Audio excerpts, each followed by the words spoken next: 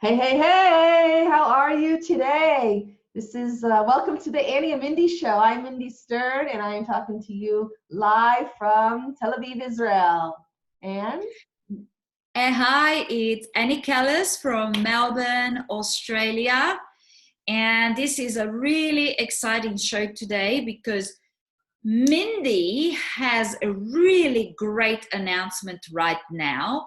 And I hope you're going to share with everybody. I think you should share with everybody what's going on. So maybe you weren't expecting this, but I want people to know what you're doing. So thank you there's so something much, Annie. exciting happening in a couple of days. How many days is that? In 9 days. 9 days. In nine So how days. about you share? Yeah, next Saturday. I can't believe the 30th of May. We are releasing my third book. Oh my God, my third book. Yay! Wow. Wow, so I'm gonna even show you a picture of what the book looks like. Do I have one here? Oh, no, I don't. I just have a picture of me in the book. Can I show you a picture of me in the book? No, it's too small. Oh, no. Anyway, I'll send it out later. But anyway, I am part of a compilation book, meaning that we have 49 people, women, putting in their story into a book called Ignite Female Change Makers. So each one of the 49 people, they are writing about an aspect in their life, something that they've gone through that actually created change, not just for themselves, but for the environment. Change them and change, the world. We have it's a good way to look at things. When you do something, you always think about, okay, how is it going to affect me? What's going to happen to me? You look very small in my own environment. What's going on? I don't even think anyone thinks about outside of the box of your own life, how what you do or what you think or how you react is going to actually affect anyone else.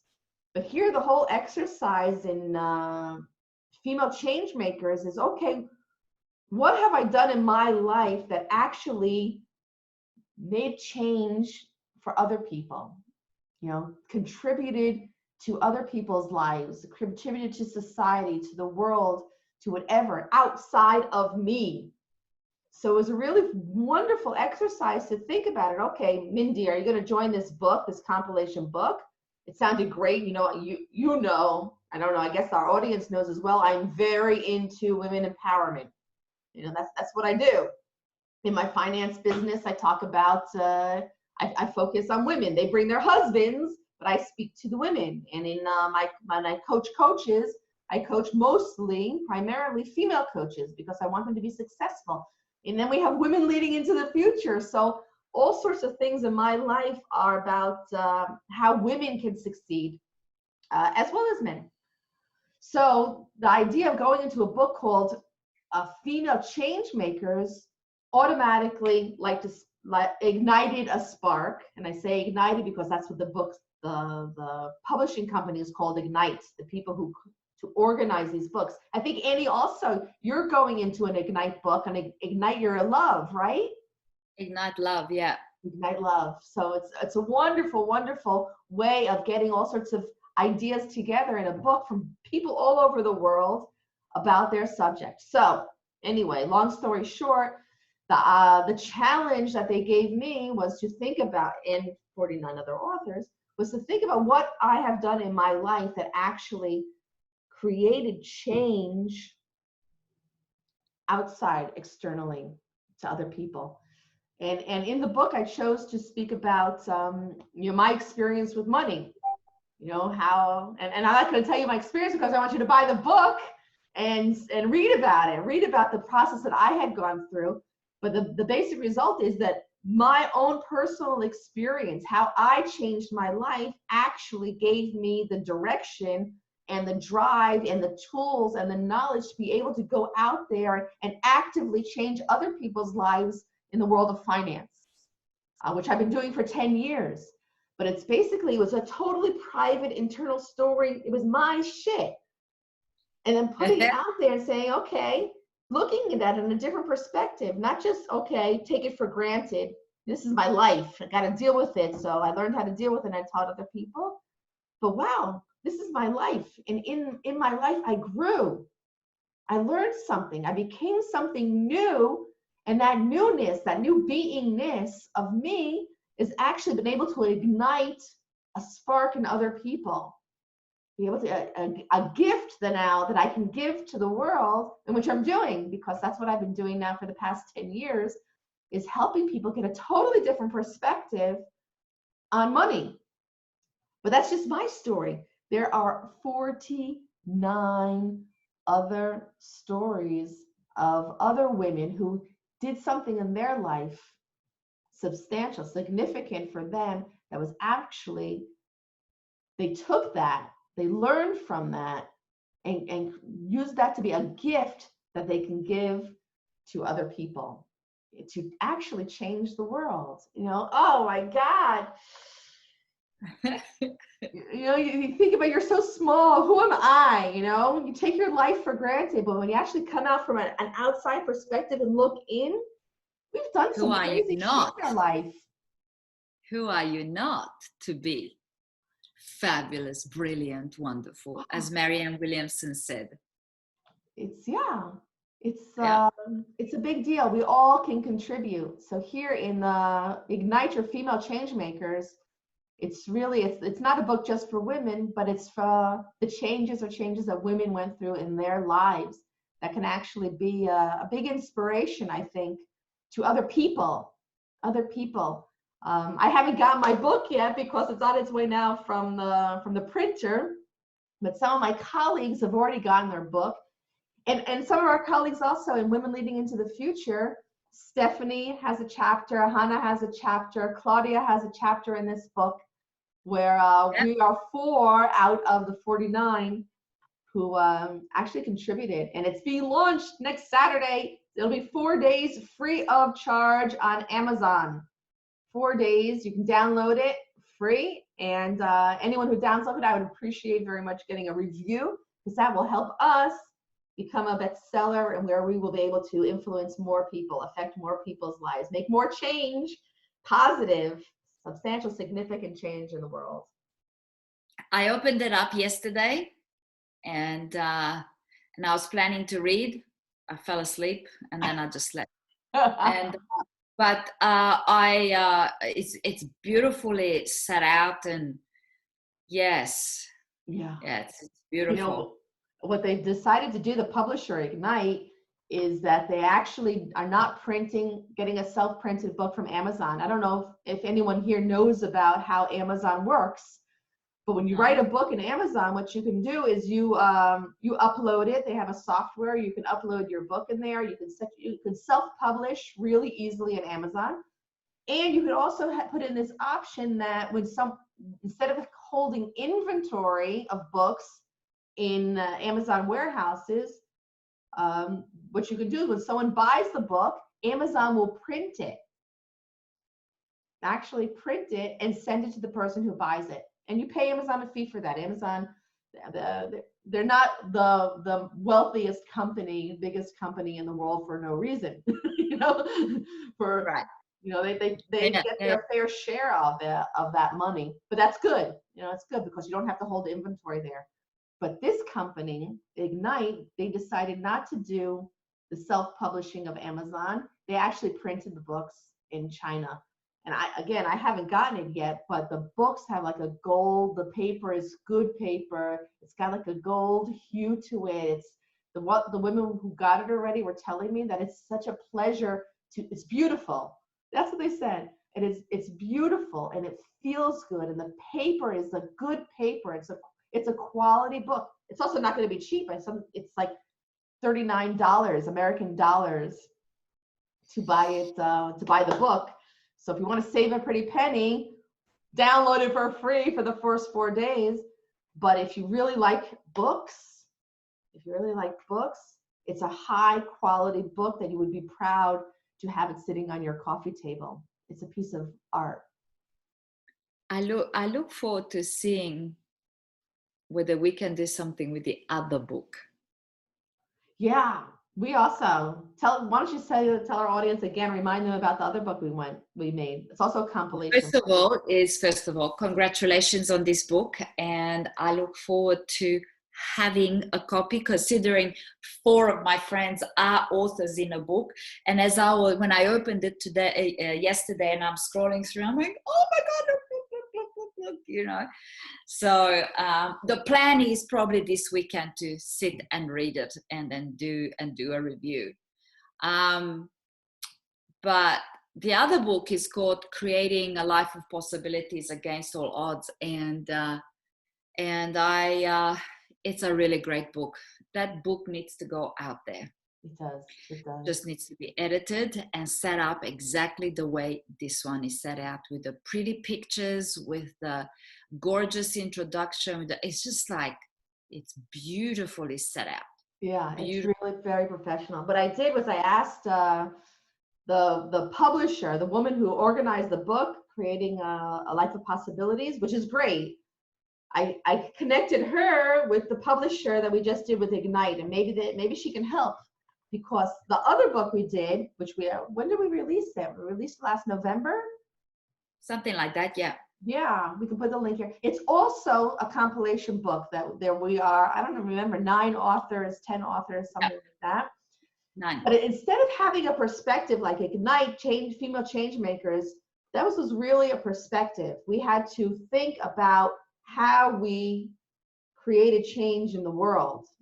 To get to a point where you can recognize in yourself that you have actually done something good outside of yourself. Yeah, that's a process. What I found with me is that, and I find it with clients as well, is that we generally take ourselves for granted. And it's kind of like a scary proposition to say, am I really bigger than just me? Do I really have influence or significance outside of this box? It's because we're taught to be modest, we're taught to be humble, we're taught to be, not in anybody's face. And that's like that, we're taught to be small. And I can go into the philosophy of it. You and I have learned from a lot of things from Blair Singer, who learned from Buckminster Fuller, about the education, for example, and what they do with education. And the whole background of education is that people started going to school so that the governments and the industry could actually control them. The whole idea of going to school, formal education, was so that the industries can actually create disciplined workers, employees, because industry needed employees. So the idea was to bring them into school, and in school mold them, and then you get the mantra: go to school, get a job. Go to school, get a job. Where does that come from? Go to school, get a job. The mantra is to go to school. In school, they discipline you to not work out of the box. To not be the creative being that we were brought to this world to be, to go through the steps, stay in these groups, follow the line, all that, so that when you go into industry, you can work on the assembly line in a disciplined manner. You follow the rules. These are all things that we were taught in school. But the purpose was in school not to let us grow and be these big individuals. It's actually to keep us in our place, so that we would be the disciplined, good, quiet employees when we get into industry, which is kind of scary if you think about it. Yeah. It's very scary. But also now, when you have this exercise to look at yourself in this bigger way, that I actually am a significant being, it's a little bit challenging. You have to get into a mindset that says, okay, it's not keeping in my place. I actually, oh my God, affect other people. I actually am a creative being. I actually have, attributes that affect people. I'm not this small. So that was the exercise. When we wrote together the book, Creating a Life of Possibilities, we didn't look at one little aspect of our life. It wasn't like a spotlight on something. Like I did Change Makers. You're going to be talking about love in the Ignite book. Here we actually wrote our stories. Who am I as a person? What significant path, plural, did I go through in my life that made me who I am today? it was actually very confronting when I wrote my story. And it was funny because I wrote all this stuff that happened to me, and I thought, oh my God, no one's gonna read this bit. They're gonna go right past it because they're gonna go, oh no, another issue, oh another issue. I could see them going, this is doom and gloom. They wouldn't even go past doom and gloom number 3 to get to the lessons. But the thing was, I had to write it that way because I then went to my coach and I got cleared out every situation. So and all of that is, I did a lot of inner child work when I wrote that book. And so it was great. So by the end, the whole book was rewritten because it wasn't about me. It was actually about the things that I learned and now I can give to others. So it's very interesting when you write a book, all the little voices and the this and the that and all that stuff coming up. So it was really good. It was a good exercise. And this one is really interesting. I'm procrastinating a little bit. It's like I'm having writer's block. And I know what I want to write about, but then I'm like, so writing books is not that easy. It's not. But once you get into it, it's like, but what I like about these guys is like the support they have, all the editors and that you talk to and that. And it's like, amazing. We were on a call last night about the launch. Talk about professionalism. They created all these, texts and emails and getting a launch team together and how to manage that and pictures. And they told us how to share it and what to do. We're even going online. This is the first time that they're going to do it. We're launching next Saturday. Or maybe you want to support me. I don't know if you can. So next Saturday we're going on, because of the time difference in Australia. They are going to be live all day Saturday from the morning till night. It's California time. They're actually in Canada, but it's Pacific time. From morning till night, we start the launch at 8 in the morning Pacific time. On Zoom, interviewing each one of us all day. So they're going to be talking about it like a marathon. Oh, wow. All day. So every 15, 20 minutes, someone else comes in. It's going to be on Zoom. So what they asked is that each one of the authors, not only do they log in, but they give the link to their friends and family and to their launch team to also come in. So she's going to create this dialogue, a conversation online, not just with you, but also your people. Oh, you gotta put it on the Academy's page. Yes. And it's amazing. This is for girls, for women from the Academy that I actually wrote in this book. So I think it'd be that'd be such an inspirational book for all the other young women that are coming up in a training academy. Sure, absolutely. And it'll be a big eye-opener. I started reading last night Hannah's story, so I want to at least read the 4 of us, Hannah and Claudia and Stephanie. That's my plan. That's my plan. I started reading Hannah's because she's the first one. Yeah. So I started reading hers, and it was interesting. Yeah.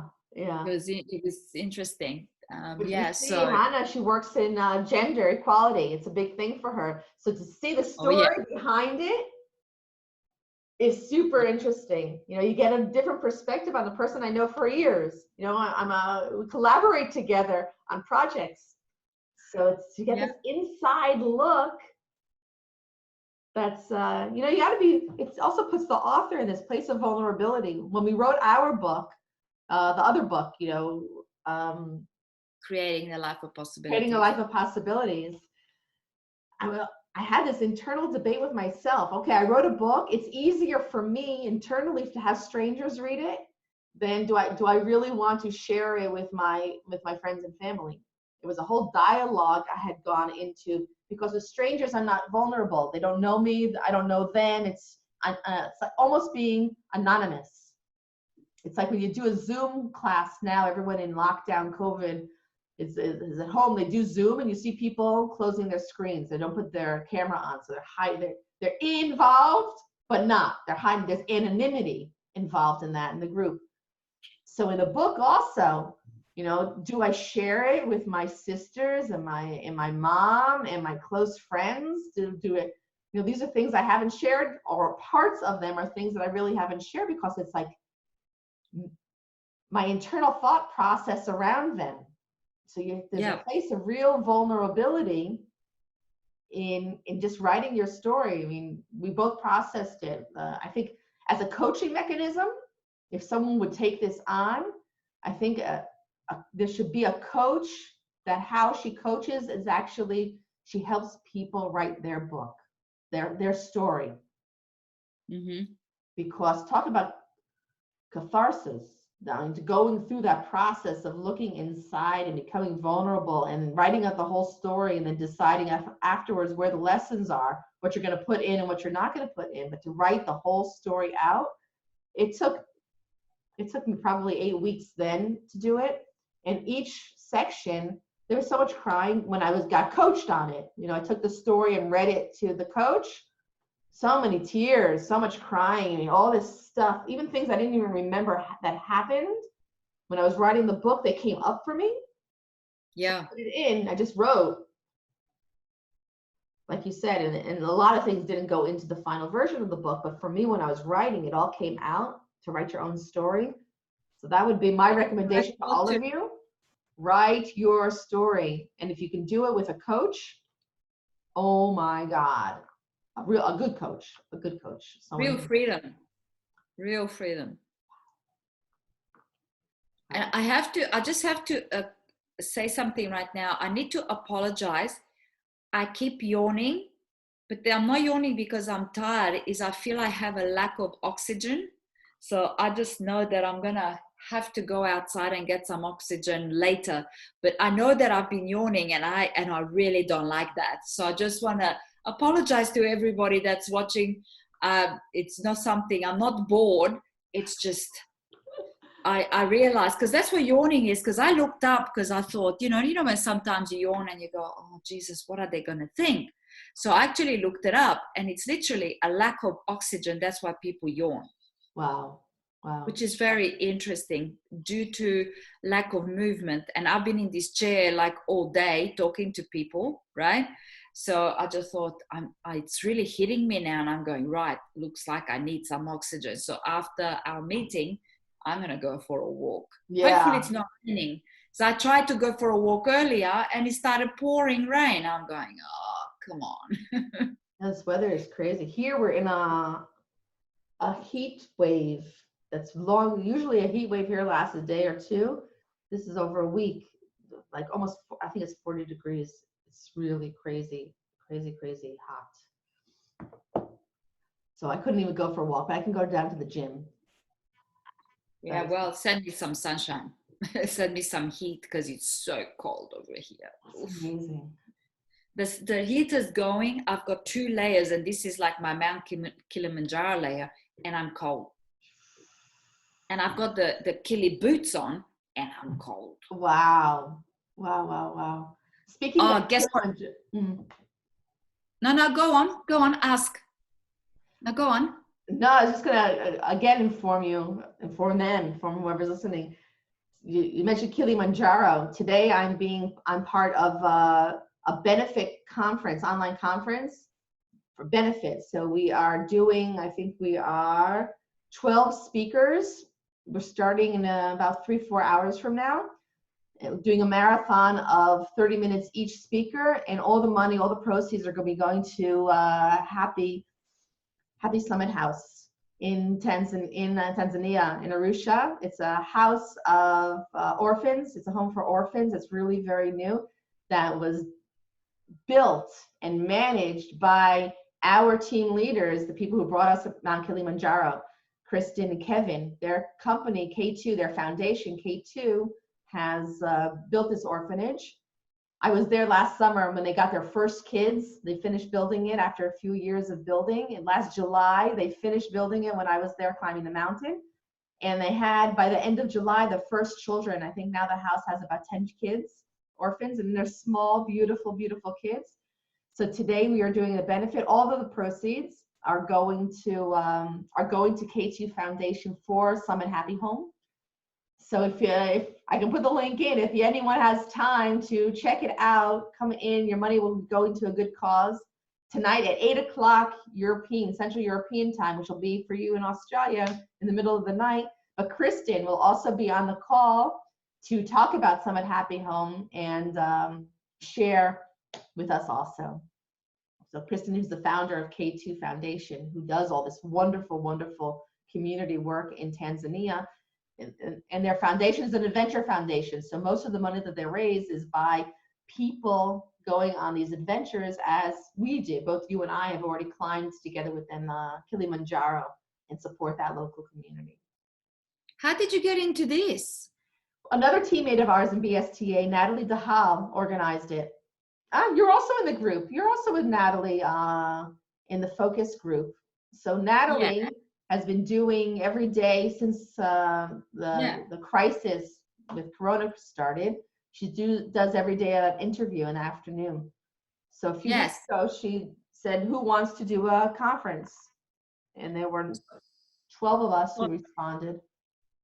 Yeah, so this is the conference you're talking about. Yeah. Oh, yeah. Okay. Got it. Yeah, you wouldn't believe what I was actually going to share with you. You know, when you went like, right? So there's a guy that I follow on Facebook, and he's out there. He's as camp as they come. He's fabulous. And he's, you know, he goes, I'm gay. I know it. You know, he's very funny, and he shares his life. Then he has story time, which he tells a juicy story. And I tell you, it goes for an hour, but you're hanging on to every word he says. He's so funny. And it's like, I just laugh and laugh and laugh the way he tells the story. He just goes really in there.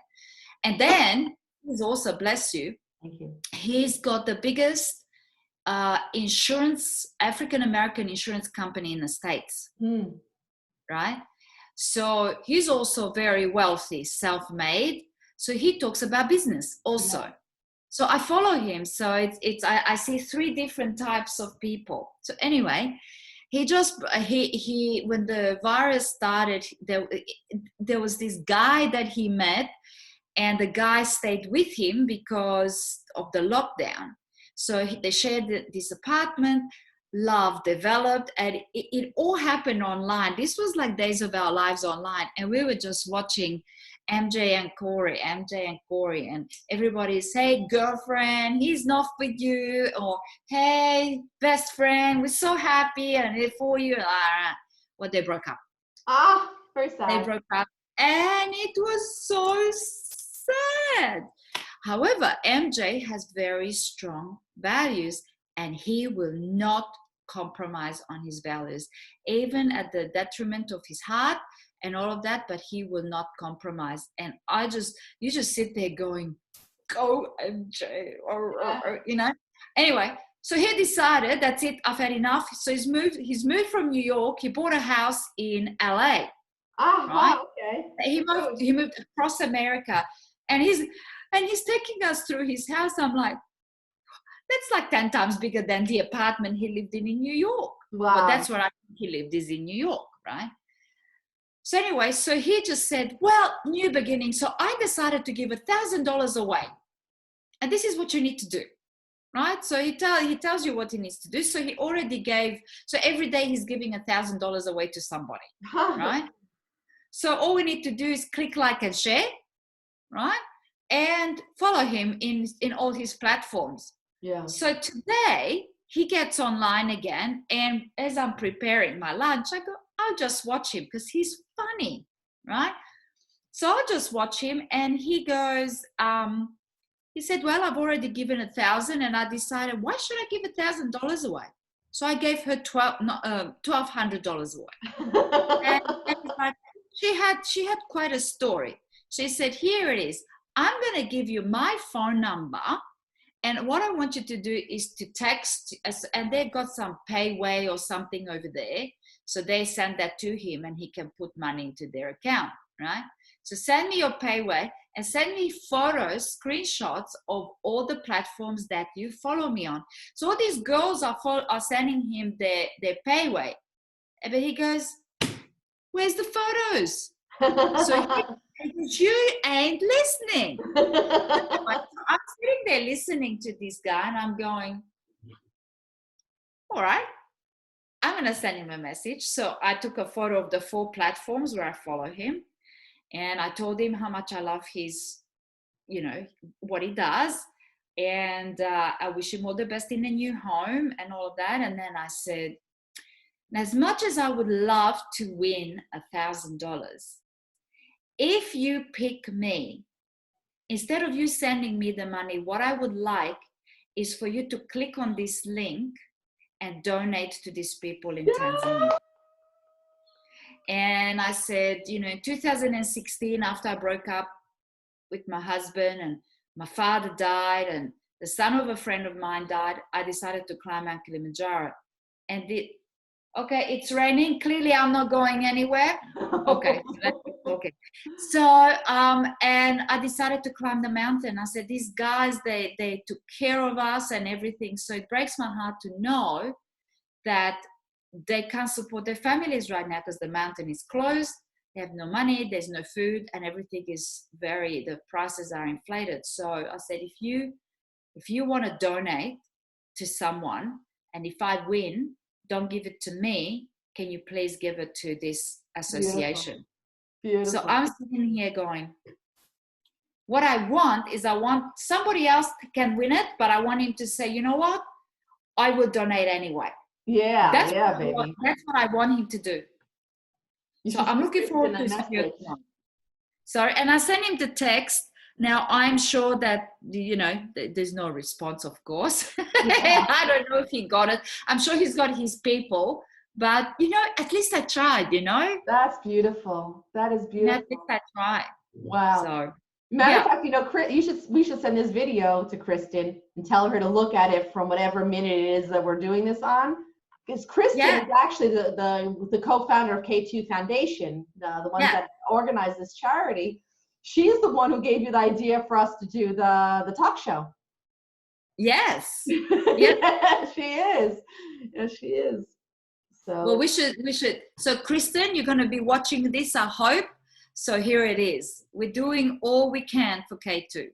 For K2, for the people in Arusha and Moshi and Kilimanjaro, for our people, Summit Happy Home, for the hospital, St. Joseph Hospital, where you give so much to the school. What's the name of the school? Maori? What's the school that they support? Meweri School for the Blind.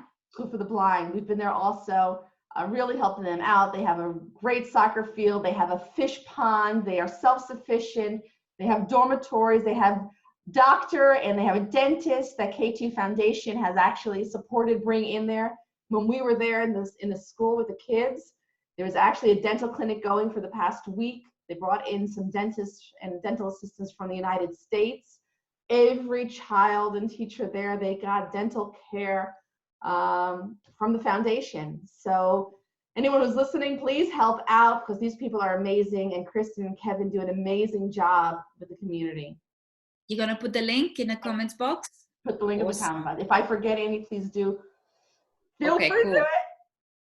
I know my girlfriend Roberta, she's an avid gardener. She was a landscape gardener before, years and years and years ago. So she's in love with nature. She's forever in nature. She grows a lot of her vegetables, and she asked, and the Kilimanjaro climb got moved to October. Yeah. So I'm not really sure if it goes ahead, but anyway, got moved to October. So we were on a meeting the other day, and she sort of said, so what's going on there? So she said, are they self-sufficient?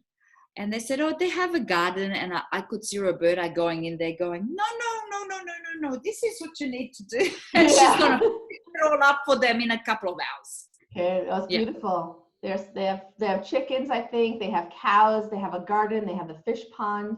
The fish pond is not necessarily for eating. The fish pond is to grow the fish. They sell the fish. It gives them money. So that is part of being self-sufficient. Wow. And you should see Summit Happy Home. I mean, Roberta would freak out there. In Summit Happy Home, they made a greenhouse. So also they're trying to be as self-sufficient as they can be. So they have a greenhouse which you know, I also love gardening, so that was where I volunteered when I went there to Summit Happy House in the greenhouse cleaning it up. But they also have surplus. So what they do is with the surplus, like they were growing at the time, tomatoes and green peppers. The green peppers were fantastic. There were 3 rows of green peppers, much more than they can eat. So they actually go and they collect it and they sell it in the market. So it's also part of being self-sufficient. They don't have to, when you're self-sufficient, doesn't necessarily mean you have to eat everything that you produce, but you could also sell it to use that money to buy the things that you need outside of your homestead. That's awesome. Yeah. Okay, is it time? I didn't even see what time we started, but I think we've been talking a lot. So I guess it is time. Very exciting. It was a great call. Thank you, Annie, for letting me share about I'm so excited about your book. This is like awesome. And considering I am part of the same group, you know, I'm sure I'm going to be feeling the same thing when our book comes out. Yeah, sure. That'd be sure, great. Sure. Great. Cool. Okay. So this is Annie Callis here from Melbourne, Australia, saying goodbye till next week. Bye, guys. Love you all. Take care. Bye. Bye. Bye. Bye. Bye. Bye.